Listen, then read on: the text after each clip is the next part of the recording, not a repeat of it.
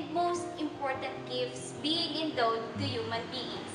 Through this ability, every individual is given a chance to develop himself or herself and to interact with the society. Such gift gives man the opportunity to meet other people and a chance to know himself or herself well. Communication serves as the key to individual, national, and global understanding. Therefore, it emancipates man from chaos, from war which only exists due to misunderstanding, due to the absence of good communication.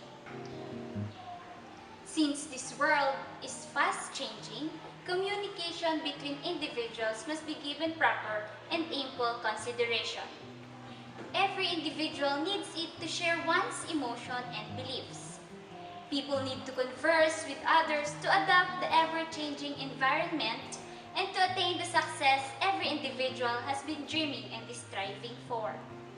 In communication, there is a need to be proficient in English, especially when you are communicating with other races, because it is the universal language and the widely used language by different nations. So for the meantime, let's watch the origin of the English language.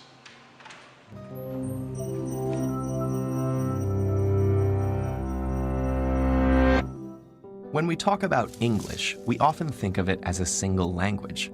But what do the dialects spoken in dozens of countries around the world have in common with each other, or with the writings of Chaucer? And how are any of them related to the strange words in Beowulf? The answer is that, like most languages, English has evolved through generations of speakers, undergoing major changes over time. By undoing these changes, we can trace the language from the present day back to its ancient roots. While modern English shares many similar words with Latin-derived Romance languages like French and Spanish, most of those words were not originally part of it. Instead, they started coming into the language with the Norman invasion of England in 1066.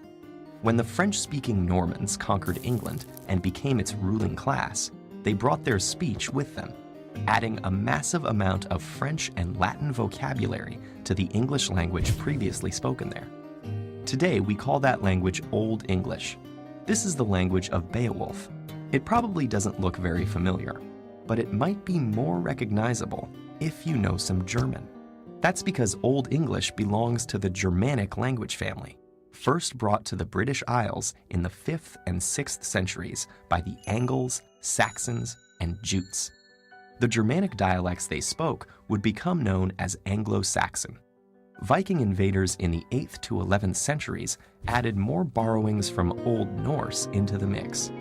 It may be hard to see the roots of modern English underneath all the words borrowed from French, Latin, Old Norse, and other languages. But comparative linguistics can help us by focusing on grammatical structure, patterns of sound changes, and certain core vocabulary. For example, after the 6th century, German words starting with P systematically shifted to a PF sound, while their Old English counterparts kept the P unchanged. In another split, words that have SK sounds in Swedish developed an SH sound in English. There are still some English words with SK, like skirt and skull, but they're direct borrowings from Old Norse that came after the SK to SH shift. These examples show us that just as the various Romance languages descended from Latin, English, Swedish, German, and many other languages descended from their own common ancestor, known as Proto-Germanic, spoken around 500 BCE. Because this historical language was never written down, we can only reconstruct it by comparing its descendants, which is possible thanks to the consistency of the changes.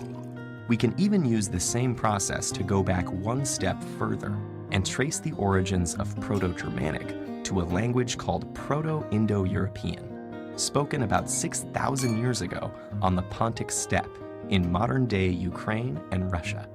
This is the reconstructed ancestor of the Indo-European family that includes nearly all languages historically spoken in Europe, as well as large parts of southern and western Asia.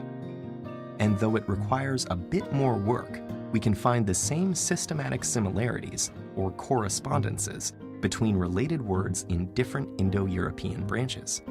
Comparing English with Latin, we see that English has T where Latin has D, and F where Latin has P at the start of words. Some of English's more distant relatives include Hindi, Persian, and the Celtic languages it displaced in what is now Britain. Proto-Indo-European itself descended from an even more ancient language, but unfortunately, this is as far back as historical and archaeological evidence will allow us to go. Many mysteries remain just out of reach, such as whether there might be a link between Indo-European and other major language families, and the nature of the languages spoken in Europe prior to its arrival.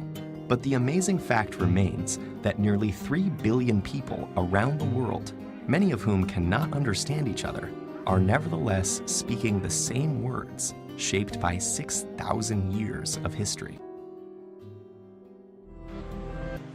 Now that we all know the origin of English language, let's watch these different scenarios. The advantage of being proficient in the English language and the disadvantage of not knowing it. If you are not good in English, this might happen to you. Our next candidate, Miss Janina Taniclan. How are you, Janina? I'm fine. So you won 2 major awards, Best in Long Gown, Best in Swimsuit. So do you feel any pressure right now? No, I don't feel any pressure right now.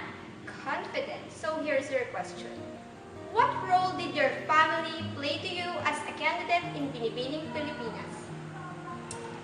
Well, my family's role for me is so important because there was the one who's very oh, I'm so sorry. My family, oh my God. Okay, I'm so sorry. I told you that I am so confident. Ito, wait. Sorry guys, because this was really my first pageant ever. Because I'm only 17 years old and I did not expect that I came from one of the top 10. But I said that my family is the most important person in my life. Thank you. Again, candidate number 15, Janina Salmiglay. While if you are good in English, this will probably happen. Philippines, please step aside. Philippines, here's your question. So why should you be the next Miss Universe? Thank you. To be a Miss Universe is both an honor and a responsibility. If I were to be a Miss Universe, I will use my voice to influence the youth, and I would raise awareness to certain causes like HIV awareness that is timely and relevant to my country, which is the Philippines. I want to show the world, the universe rather, that I am confidently beautiful with a heart. Thank you.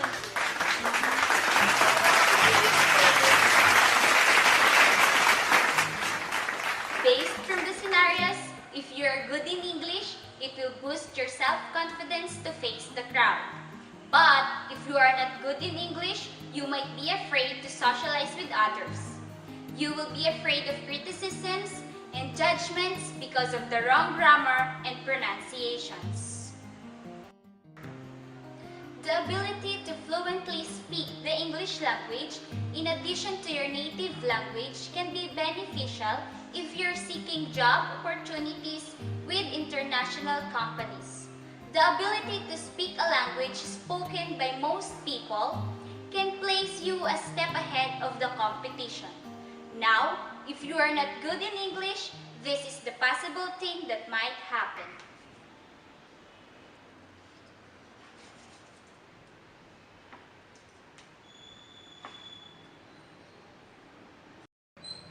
Next applicant, please.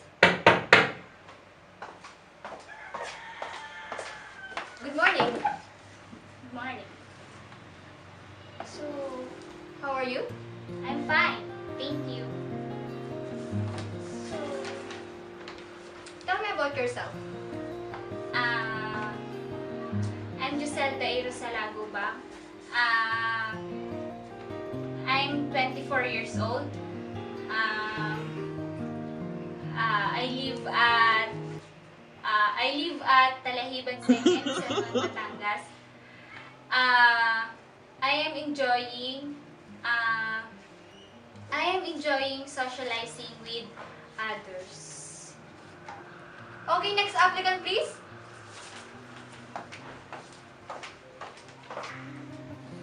But if you are good in English, this will possibly happen.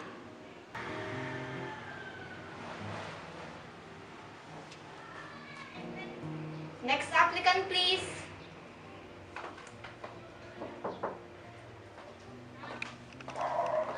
Good morning, ma'am. Good morning. So, have a seat. Thank you. So, how are you? Just like the day today, I'm good. Okay. So, tell me about yourself. I am Crucial Ann Trevino, graduated at Batangas State University, San Juan campus, with a degree of Bachelor of Secondary Education, major in English. When I was in college, I loved joining different clubs and different contests in our school that boosted my self-confidence to face and socialize with others. Now I am enjoying working with others, and I can do two things at a time, and I can work with composure even under pressure. Well, that's good.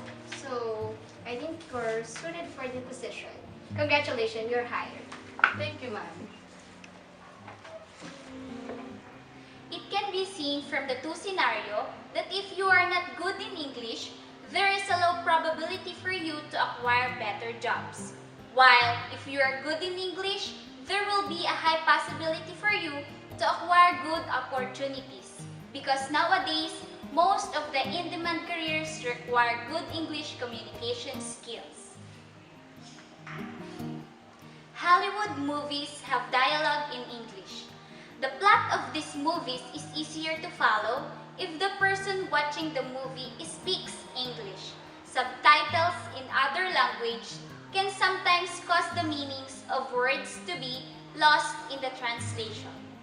And they can be a distraction or even block the action taking place on the screen.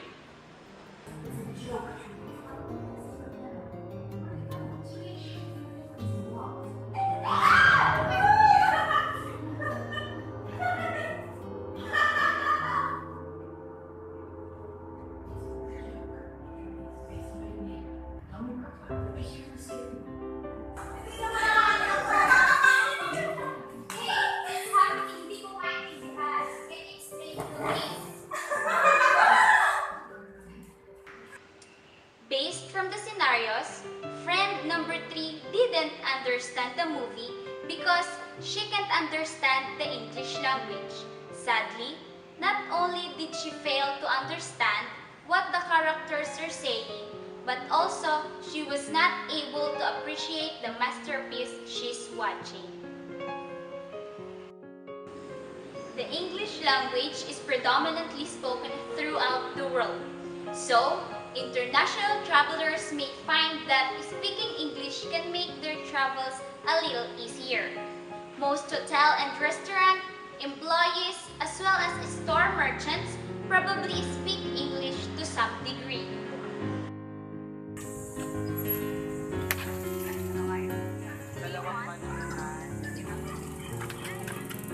You're wrong, you know? You're wrong! What? What did you say? You're acting like a kid! I don't understand.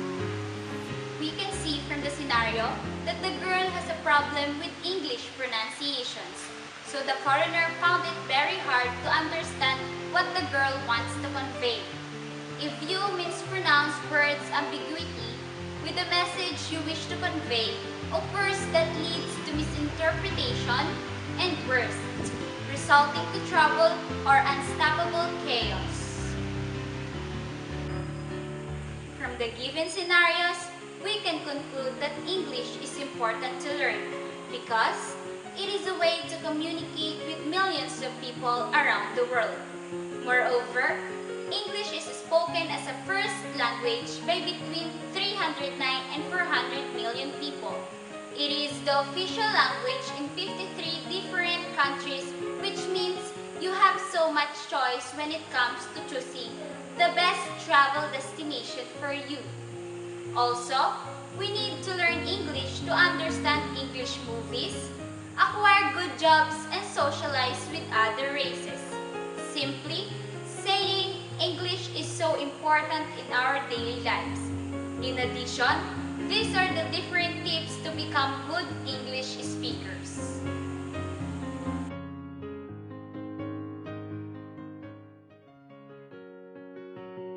Tip number 1, watch English movies.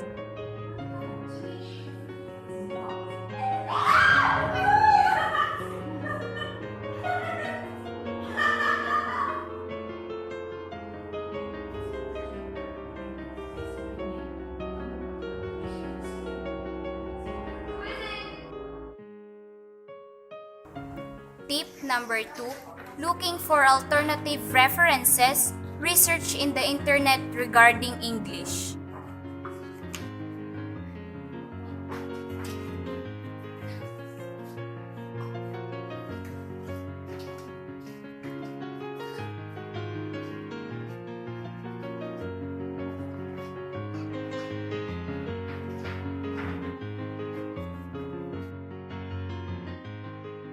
Tip number 3, participate in cooperative learning groups that could provide supportive environment for second language students.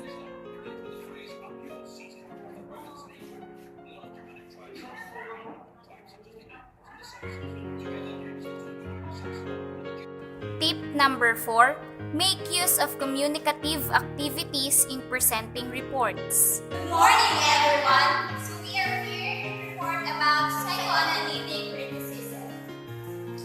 So the proponent of project criticism is Sigmund Freud, 1856 to 1939. Earliest application focused on the text as a window into the side of the author-driven analysis. Later applied to character and reader analysis. So the id, the ego, and the superego. So the id made up of everything. The superego is a process including rage, depression, guilt, unchecked sexual desire, addiction, healthy sexual restraint, etc. So superego is for short is you know what is right and wrong. And the ego is the balance. There is a bad attitude and good attitude.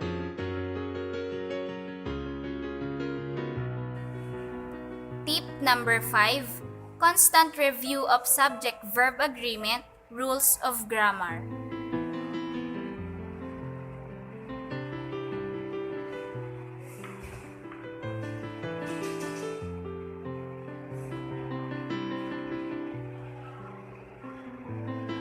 Tip number 6, practice drills and perform phonics exercises like tongue twisters to improve proper diction and pronunciation. Peter Piper picked a piece of pickled pepper. If Peter Piper picked a piece of pickled pepper, what did Peter Piper pick?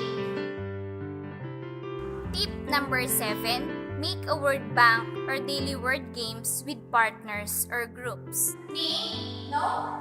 Animals? No. Events? No. Things? No. Place?